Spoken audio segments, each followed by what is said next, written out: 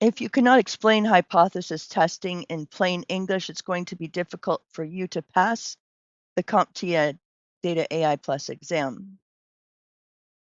Domain 1.1 puts hypotheses testing right next to t-tests, ANOVA, chi-squared, and p-values.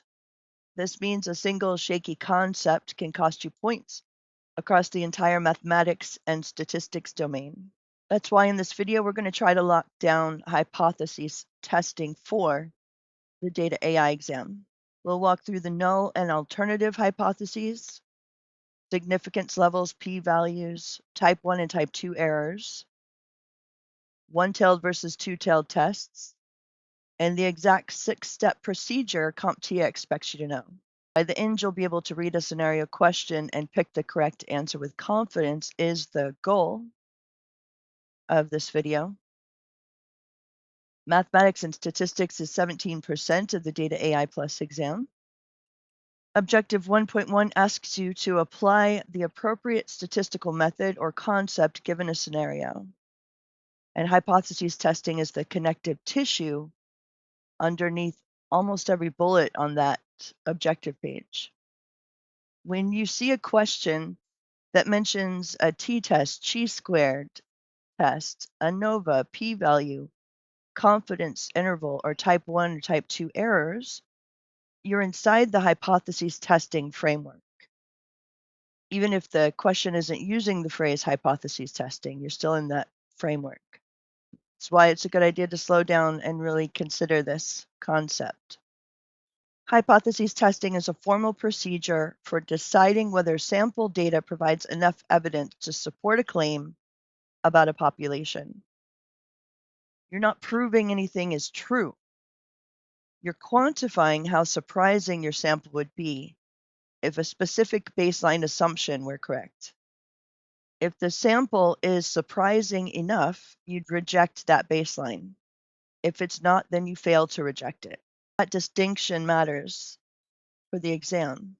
There may be distractors, things that say the test proves the alternative hypothesis is true. But that answer is always wrong because hypotheses tests reject or fail to reject a null. They don't prove something's true. Every hypotheses test has exactly two hypotheses. The null hypothesis, written H sub 0, is the statement of no effect, no difference, no relationship. It is the boring default. It usually contains an equals sign. Examples, the means equal 100, the two groups have the same average, the variables are independent. The alternative hypotheses, written H sub 1 or H sub A, is what you're actually trying to find evidence for. It contains an inequality, not equal, greater than, or less than. Examples, the mean is not 100. Group A scores higher than Group B. The variables are related. A useful frame from statistics test is that the null is the devil's advocate position. You assume nothing interesting is happening. And you only abandon that assumption when the data forces you to. The shape of your alternative hypotheses determines whether the test is one-tailed or two-tailed, and that is a frequent exam item. A two-tailed test uses not equal to. You care about deviation in either direction. The rejection region splits across both tails of the distribution, with alpha divided in half on each side. A one-tailed test uses greater than or less than. You only care about deviation in one specific direction. The entire rejection region sits in one tail. One-tail tests have more statistical power to detect an effect in the predicted direction, but they completely miss effects in the opposite direction. Two-tailed tests are more conservative and are the default when you do not have a strong prior reason to predict direction.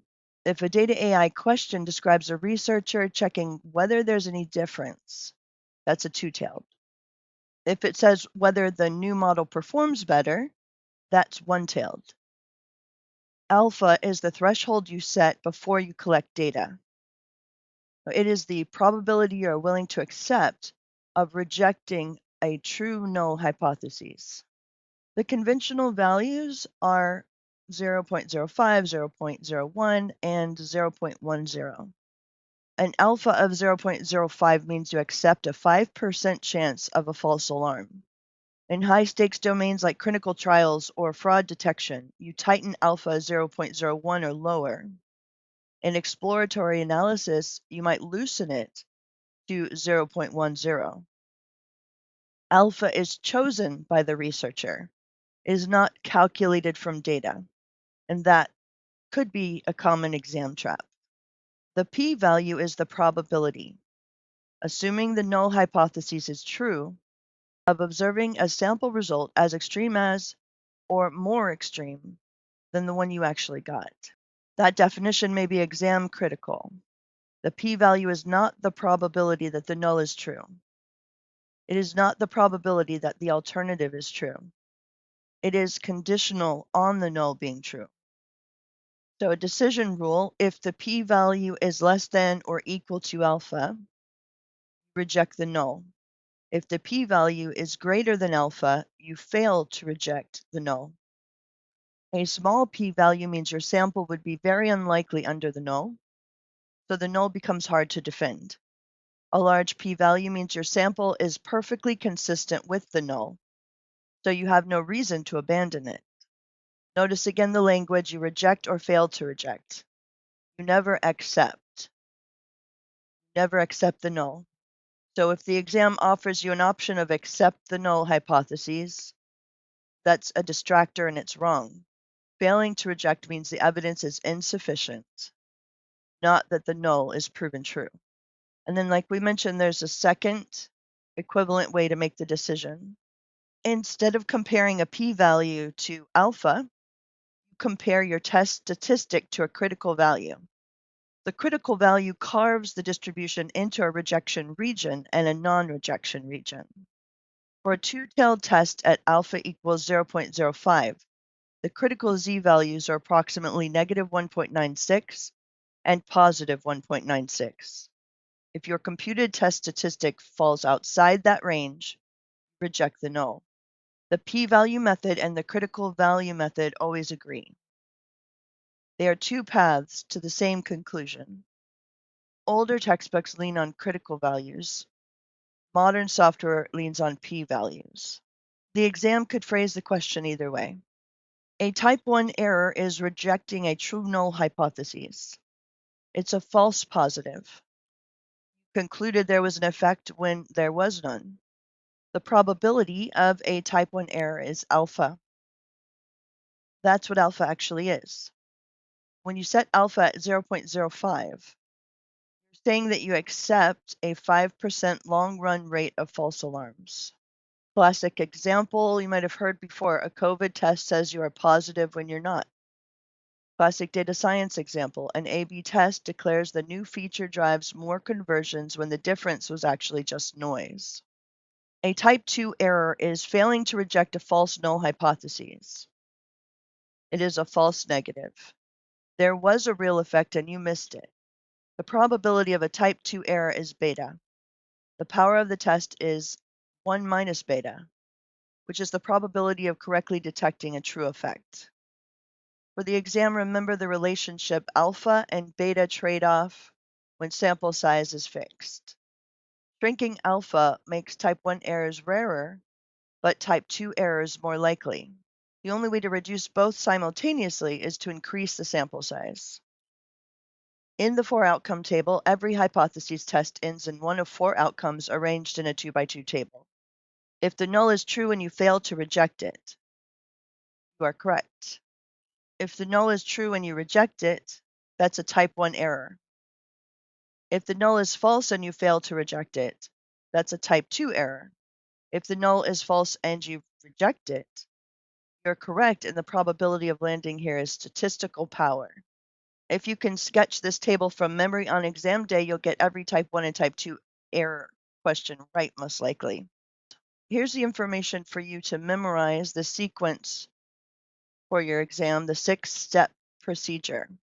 Step 1, state the null and alternative hypotheses in plain language and in symbols. Step 2, choose the significance level alpha before looking at any data. Step 3, select the appropriate test. T-test for comparing means with small samples, or unknown population standard deviation. G-squared for categorical data. ANOVA for 3 or more group means. Z-test when the population standard deviation is known. Step 4, calculate the test statistic from your sample. Step 5, find the p-value or compare to the critical value. And finally, step 6, make a decision and state a conclusion in the context of the original question. Get to the point where you can rattle this off in your sleep. Then scenario questions stop being difficult. For example, a retail analytics team claims customers spend more than $50 per visit on average. A sample of 100 visits has a mean of $53 and a known population standard deviation of $12. Test the claim at alpha equals 0.05. Step 1. H sub 0 is mean equals 50. H sub 1 is mean greater than 50. This is a right-tailed, one-tailed test. Step 2, alpha is 0.05. Step 3, population standard deviation is known and the sample is large, so use a z-test. Step 4, the z-statistics is the sample mean minus 50 divided by 12 over the square root of 100. That works out to 3 divided by 1.2, which equals 2.5. Step 5, for a right-tailed z-test, a z-statistic of 2.5 produces a p-value of approximately 0.0062. The critical value at alpha equals 0.05 for a right-tailed test is 1.645. And step 6, the p-value 0.0062 is less than 0.05 and 2.5 is greater than 1.645. So reject the null. Sufficient evidence at 5% significance level that average spending exceeds $50 per visit. You might see these traps written over and over. Trap 1, accept the null, always wrong. Fail to reject or you reject. Trap 2, the p-value is the probability the null is true. Wrong. It's the probability of the observed data or more extreme, assuming the null is true. Trap 3, confusing the alpha with the p-value. Alpha is set before data collection. The p-value comes out of the data. Trap 4, reversing type 1 and type 2. Type 1 is rejecting a true null. Type 2 is failing to reject a false null. Mnemonic. Type 1 is found something that was not there.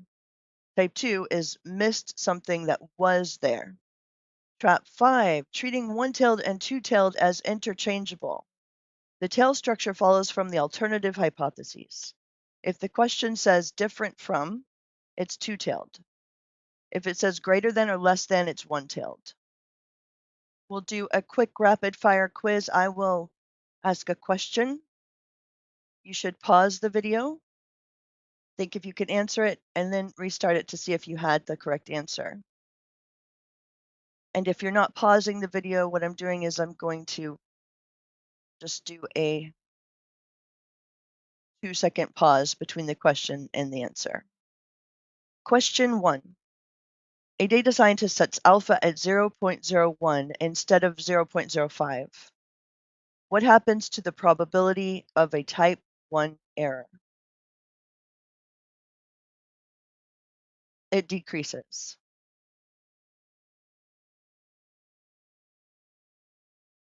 Question 2. A test produces a p-value of 0.03 at alpha equals 0.05. What is the decision? Reject the null hypotheses. Question 3. Which test compares the means of 3 or more independent groups? ANOVA. And the final question. A fraud detection model misses 12% of actual fraud cases. Which error type is that? Type 2 error, a false negative. So just to reiterate these things for your locking in your memory. Null is no effect. Alternative is the claim you want evidence for. Alpha is set before the test. P-value comes from the data. Reject if P is less than or equal to alpha. Fail to reject otherwise. Never accept the null. Type 1 is a false positive at rate alpha. Type 2 is a false negative at rate beta. Two-tailed for any difference, one-tailed for a directional claim. 6 steps from hypotheses to conclusion.